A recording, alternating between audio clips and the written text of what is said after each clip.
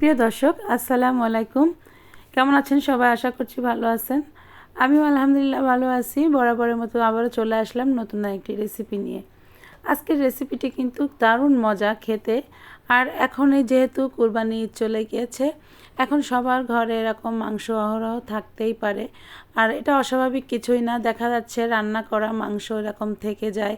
সেই মাংসটাকে যদি আমরা একটু পরিপাটিভাবে করে একটু খেতে পারি রান্না করে, তাহলে দেখবেন যে রান্নাটা আরও বেশি মজাদার হয়ে উঠবে। তো দেখুন, আজকে কিন্তু আমি এখানে গরুর মাংসর দো পেঁয়াজা রান্না করব। তো এই দো পেঁয়াজাটা রান্না করতে কিন্তু খুবই সহজ এবং খেতে যে কি দারুণ মজা। তো যারা না খেয়েছেন তারা বুঝবেন না, অবশ্যই একবার হলেও এভাবে ট্রাই করে দেখবেন। আর এর একটু দো পেঁয়াজা হলে আপনি প্লেট প্লেট ভাত খেয়ে নিতে পারবেন, এতটাই মজার এই জিনিসটা। তো দেখুন, আমি এখানে কড়াইতে তেল গরম করে নিয়েছি আর এখানে কিছু 5-6টার মতো পেঁয়াজ কুচি করে দিয়েছি।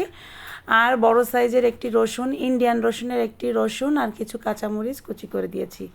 আর কিছুই কিন্তু লাগবে না, তবে এই মাংসটা খেতে কিন্তু অসম্ভব মজা লাগবে যদি এইভাবে দো পেঁয়াজাটা করেন। আর এই গরুর মাংসটা কিন্তু এভাবে ভেজে খেলে কিন্তু এটাকেই দো পেঁয়াজা বলে।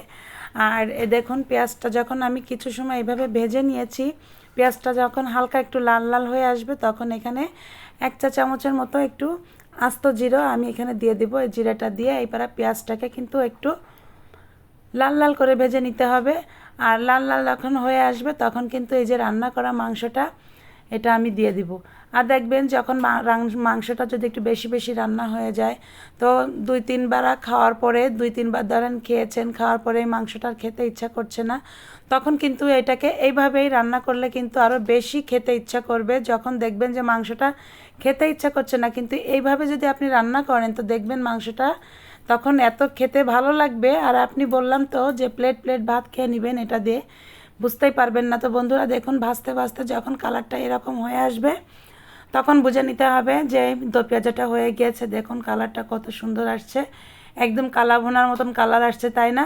তো দেখুন এরকমই হবে কিন্তু। আর এই দো পেঁয়াজাটা খেতে যে কি মজা, গরম গরম ভাতের সঙ্গে অবশ্যই আপনারা এভাবে তৈরি করে খেয়ে দেখবেন। তো রেসিপিটি কেমন লাগলো অবশ্যই লাইক করবেন, শেয়ার করবেন এবং সাবস্ক্রাইব করে পাশে থাকবেন। সবাই ভালো থাকবেন। আজ এই পর্যন্ত, আবারও দেখা হবে নতুন একটি রেসিপি নিয়ে। আল্লাহ হাফেজ।